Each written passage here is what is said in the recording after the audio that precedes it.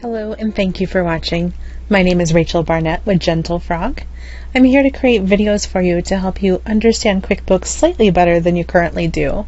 If you have any comments, questions, or suggestions, please put them in the chat box.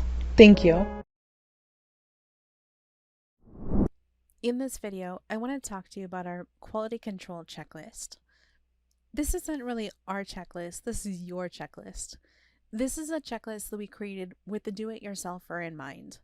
This is a very simplified version of a checklist that you might use to double check your own work within QuickBooks. It's not comprehensive, it's not meant to be. It's meant to be taking you from not double checking yourself to starting to double check yourself. So what I have here is different sections. I have 6 different sections. The section that I want to talk about right now is the final review section. I am going to go ahead and make videos on each of the other sections so that you can go back and watch a video about any particular section if it's helpful for you. So for the final review, I'm asking you to do just a couple things, and these are not things you have to do, and you definitely don't want to do them all, but I want to talk to you about options that are out there and just get you slightly more familiar with things. So the first thing I'm suggesting is that we all admit that this checklist is not comprehensive. I'm suggesting that you use a third-party app to double check your work. There are 3 apps that I like, and I have kind of pinned up here across the top of my screen. I didn't write the 3rd app on here, and I'll do that the next time I update the sheet. Let me take you to each of these. So Autoreview used to be called Autoreview, and now it's called Xenett. And I think when I'm logged in, it's Xenett Autoreview. This really is targeted to bookkeepers. It's not targeted to small business owners. It is kind of boring to look at, but I absolutely love it. What I like about it, I don't use the portal. So if any of my clients are watching this, I'm like, nope, not my jam. I like that it shows me possible bookkeeping errors. So imagine kind of an Excel sheet that says, here's all the different things we're going to look for. So like my checklist, but seriously with way more information. And then anytime Xenett says, hey, I really want you to look at this, it'll flag it. And then on kind of the middle of your screen, it'll say, here's the things that are weird. And you kind of have to know what you're looking for and looking at. So this, I think, is a great product. We use it within my firm. I think it's a great product for bookkeepers. I think it's not a great product for small business owners. Here's the pricing page. So $7.50 per month per client, not a big deal. There's a different product that you may consider. This one also is designed for bookkeepers. Keeper does a similar thing as Xenett. All 3 of these do, just so you know. Keeper is going to provide you a client portal, which again I don't use, a very, very pretty and colorful user interface. And it's also going to have an internal checklist that will slice and dice the data and point out things that might be weird or out of place or anomalies. So what I like about it is that it's easy to use. People love it. There's a very, very active Facebook community around Keeper. If you have questions, if you get stuck, the people who program Keeper, they are on it. Like, they are very, very helpful. So over here, the pricing, $8 per client per month. So still super competitive. And then the 3rd one is Scrutinize.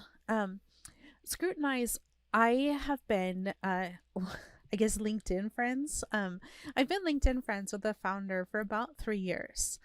What I like about Scrutinize is that it's so simple.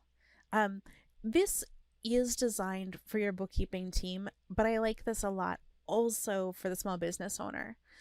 It's not quite ready for the small business owner to dive in and look at it. But I had a conversation with John, the founder, recently, and I said, hey, look, this is awesome. I would super mega love it if I could send my do-it-yourself clients to take a look at this. And he said, no problem, no problem at all. Have them take a look at it. And so as I'm using it, I'm sending screenshots and I'm saying, oh, it'd be really great if like the small business owner view didn't have this because this is a lot of extra scary information, but it definitely should have this because it's really great. Scrutinize, what are they? They are $5 per client per month. All three of these things are designed for the bookkeeper. They're designed for the bookkeeper as a way to double check themselves. If you're a bookkeeper, I recommend you take a look at them. One of these is bound to sing to your heart. You don't want to pay for all three. There's no reason for it because they all do essentially the same thing. They might do it differently. One might do it in a way you like better than another. But at the end of the day, each of these are going to help you review your client data in such a way that you might catch your mistakes that you might not otherwise have caught them. I pay for all three because I'm often coaching new bookkeepers and I want to show them different things so they can see without going through the pain of setting up an account and trying to decide what it looks like. I can just show them my screen with my demo information and say, oh, here's what this does and here's what this does and what do you like? You can go from there.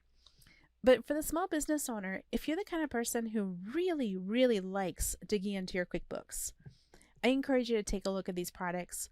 One of them might be amazing and might help you slice and dice and look at your QuickBooks in a way you didn't consider before. So let me go back to my checklist and see what's next. The next two things on my list, they kind of go hand in hand. If you're the kind of person that keeps your receipts in an electronic folder, I'm asking you to do two things. One, make sure there's a naming convention that you like, so they're not saved as JPEG 1 and JPEG 2. And then the second thing is just make sure every last one of your receipts are somewhere in QuickBooks. I don't mean the receipt itself, I mean the money spent. So say for example, you've got a receipt for $10. You can just come up to the magnifying glass and search $10.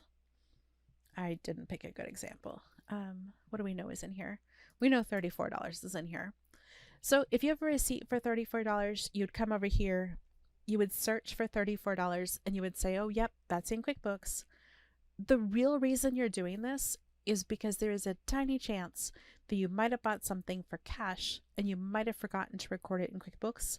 And I want you to make sure you're not missing any expenses that you need to be tracking. So that's it.